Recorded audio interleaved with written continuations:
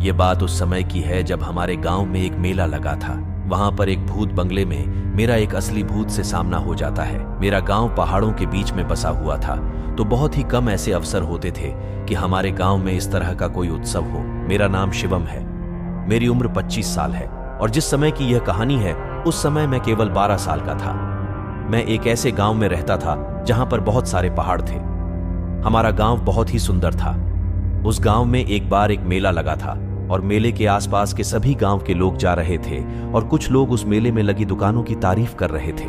हमारे गांव के भी कई लोग उस मेले में हो आए थे और उनमें से एक मेरे पास ही के एक काका थे। वो मेरे पापा से बात कर रहे थे और कह रहे थे कि वो मेला बहुत ही शानदार है और वहां पर कई सारी मिठाइयों की दुकानें भी लगी हुई हैं। उस मेले में बहुत सारे झूले भी हैं। वहां एक भूत बंगला भी है, तुम भी एक बार हो आओ। मेरे पापा तो नहीं जा रहे थे, पर मैंने जिद की तो उन्होंने मुझसे कहा कि ठीक है, हम चलते हैं। मैं उनकी यह बात सुनकर काफी खुश था। अगले दिन शाम होने से कुछ समय पहले मैं अपने पापा के साथ उस मेले के लिए रवाना हो गया। जब मैं उस मेले में गया तो मैंने देखा कि वहां बहुत सारे लोग थे। कुछ को तो मैं जानता भी था, बहुत सारे तो मेरे दोस्त थे और बहुत से तो मेरे ही गांव के थे। मेरे सारे दोस्त भी अपने परिवार के साथ उस मेले में आए हुए थे। मेरे पापा के साथ मैंने खूब मस्ती की थी। मैंने बहुत सी मिठाइयां खाई और बहुत से झूलों पर बैठा था। उस मेले में घूमते घूमते शाम हो गई थी, पर अभी भी हल्की हल्की रोशनी थी। मैंने थोड़ी सी दूरियों पर बने उस भूत बंगले को देखा जिसके बारे में पिछले दिन काका बता रहे थे। मुझे अपने पापा से जिद करने लगा कि पापा मुझे भी इस भूत बंगले के अंदर जाना है। वैसे तो मेरे पापा ने मना कर दिया, पर उस भूत बंगले को चलाने वाले ने कहा कि साहब, ये इतना डरावना नहीं है कि इसमें छोटा बच्चा नहीं जा सकता। ये छोटे बच्चों के लिए बनाया गया है।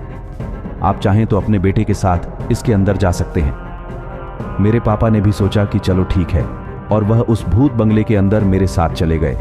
वह भूत बंगला मेरे पापा के लिए इतना डरावना नहीं था। मेरे जैसे एक बच्चे के लिए वो काफी डरावना था। जब मैं अंदर गया तो मैंने देखा कि वहां बहुत सारे ऐसे सामान रखे हुए थे जिन्हें देखकर बच्चा काफी निराश होता है, जैसे कि कंकाल, खून से भरा फव्वारा, मकड़ी के जाले, डरावने जानवर आदि। मुझे सबसे ज्यादा डर तो उस भूत बंगले में से जो आवाज आ रही थी उससे लग रहा था।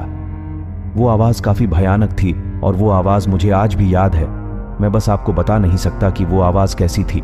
थोड़ी देर बाद हम उस भूत बंगले के आखिरी छोर पर आ चुके थे। तभी मुझे अपने पीछे से एक ऐसी आवाज आई जो तब आती है जब कोई बड़ी सी बॉल ग्राउंड से टकराती हो। मैंने पीछे देखा तो मुझे एक काले कपड़े में एक आदमी दिखाई दिया, जिसे देखकर मैं काफी डर गया था।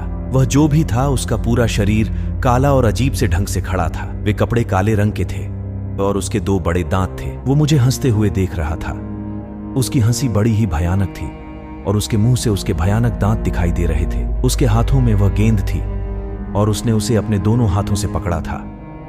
उसके हाथों के नाखून काफी बड़े थे। वो मुझे अपनी ओर बुला रहा था। यह देखकर मुझे इतना डर लगा कि मैंने अपने हाथ अपने पापा के हाथों में पकड़ लिया।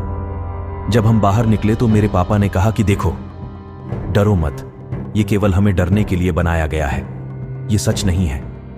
मैंने अपने पापा से कहा कि हाँ, वो काले कपड़े वाला तो काफी डरावना था। मेरे पापा ने उस काले कपड़े वाले भूत को नहीं देखा था, तो उन्होंने चौंक कर कहा कि सच में तुम डर गए थे। उसके बाद जब मेरे पापा उस भूत बंगले वाले मालिक के पास गए तो उन्होंने उससे कहा कि तुम्हारा भूत बंगला तो बच्चों को अच्छा डरा रहा है।